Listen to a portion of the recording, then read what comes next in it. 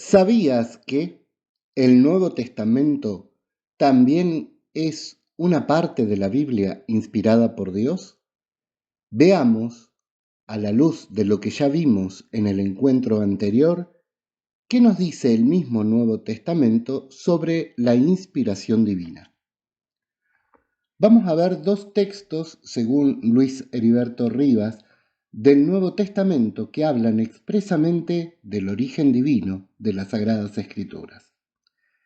Dice: nadie puede interpretar por cuenta propia una profecía de la Escritura, porque ninguna profecía ha sido anunciada por voluntad humana, sino que los hombres han hablado de parte de Dios, impulsados por el Espíritu Santo. Segunda de Pedro, capítulo 1, versículos 20 y 21. Este primer texto dice que las profecías consignadas en la Escritura tienen origen divino, porque los profetas fueron movidos por el Espíritu Santo para que hablaran de parte de Dios. No se refiere todavía a un impulso divino sobre el escritor. Sin embargo, se dice que lo que se ha escrito ya queda en un plano superior. Otra cita: toda la Escritura está inspirada por Dios y es útil para enseñar y para argüir, para corregir y para educar en la justicia, a fin de que el hombre de Dios sea perfecto y esté preparado para hacer siempre el bien. Segunda de Timoteo, capítulo 3, versículos 16 y 17. El texto se puede traducir también sin hacer ningún cambio en el texto original griego. Toda escritura inspirada por Dios es útil para.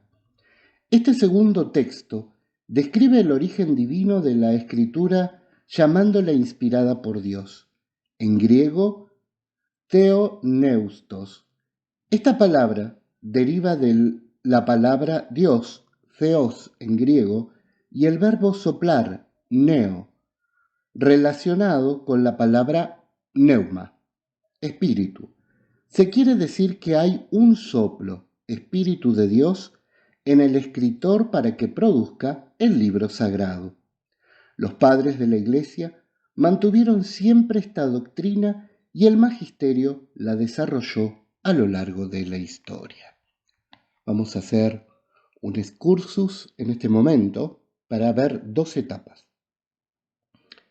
En la historia del cristianismo, el primer momento fundacional, cuando la Iglesia se empieza a configurar como tal, a este periodo se lo llama el periodo de los padres de la Iglesia.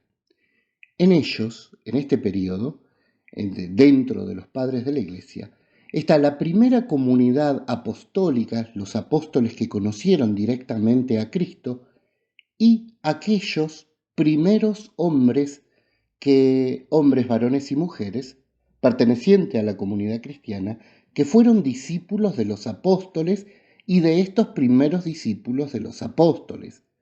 A este primer periodo se lo llama el periodo de los padres de la Iglesia.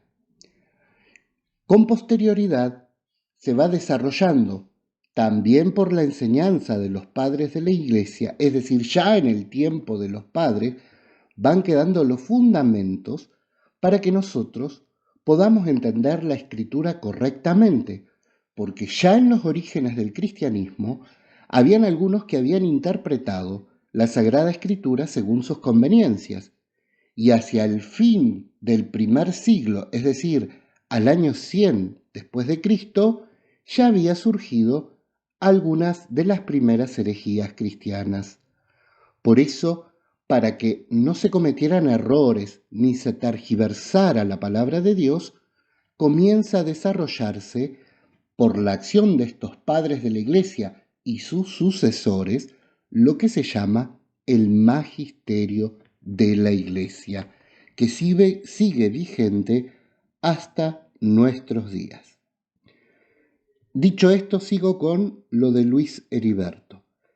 Las primeras intervenciones del magisterio se refieren a que Dios es el autor de los escritos sagrados del Antiguo y del Nuevo Testamento.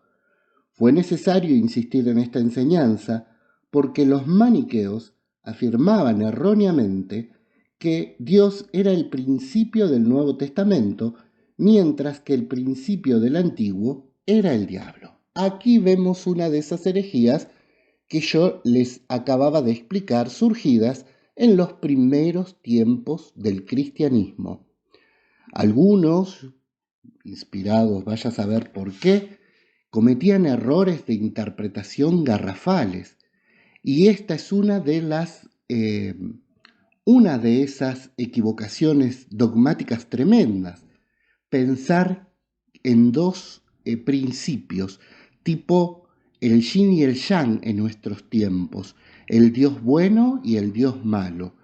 Esto es totalmente contrario a el cristianismo, inclusive a lo que había enseñado la religión judía, como nuestros padres en la fe son nuestros hermanos mayores. Allí Jesús era judío.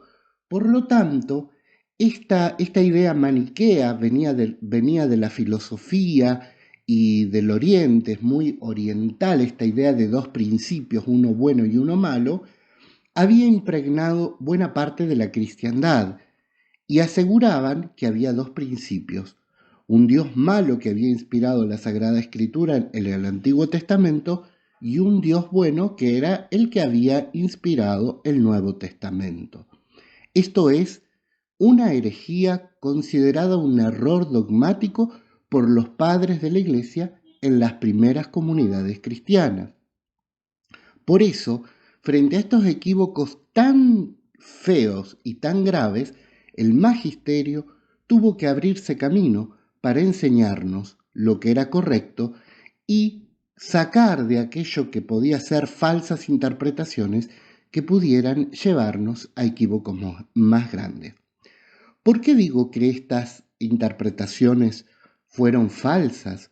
Porque lo que enseña el Antiguo Testamento que solamente hay un Dios.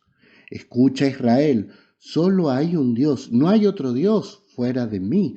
Eso lo podemos constatar en el Éxodo 3, en Deuteronomio capítulo 6, Shema Israel, escucha, Israel, solo adorarás a tu Dios porque no hay otro Dios fuera de mí. En Isaías, el profeta Isaías asegura que hay un solo Dios, un único Dios, y no hay otro Dios fuera de él. Por lo tanto, estas interpretaciones erróneas fueron surgiendo en el corazón del cristianismo, metiendo ideas venidas del orientalismo y de la filosofía maniquea que impregnaron con errores tremendos la concepción cristiana. Por eso la Iglesia tuvo que, desde los orígenes, desde el tiempo de los padres, en los orígenes fundacionales, empezar a desarrollar un magisterio para cuidar la transmisión de la fe verdadera. Espero que todo esto nos sirva, porque hoy nuevamente hay un orientalismo muy fuerte en nuestra cultura. No por nada esta imagen del yin y el yang. ¿Qué es el yin y el yang? Un relativismo donde hay un principio bueno que no es tan bueno porque tiene un puntito negro, y hay un principio malo que no es tan malo porque tiene un principio bueno, un puntito bueno. Entonces, hay dos principios. No, para nosotros los cristianos solo hay un principio y origen de todo. Dios creó todo, en el cielo, en la tierra. Dios es creador único y no hay otro Dios fuera de Dios. Por si alguno anda con algunas dudas, esto nos tiene que quedar claro como el agua. No hay otro Dios fuera de Dios. Y todo aquello que viene a menoscabar nuestra confianza en el único Dios, que por el desarrollo y la enseñanza de Dios a los hombres en lo que se llama la historia de salvación, sabemos que ese único Dios es Padre, Hijo y Espíritu Santo. Queridos hermanos, ojalá todo esto nos vaya ayudando a comprender y a profundizar nuestro conocimiento de la palabra. Tengan todos una bendecida jornada. En el nombre del Padre, del Hijo y del Espíritu Santo. Amén.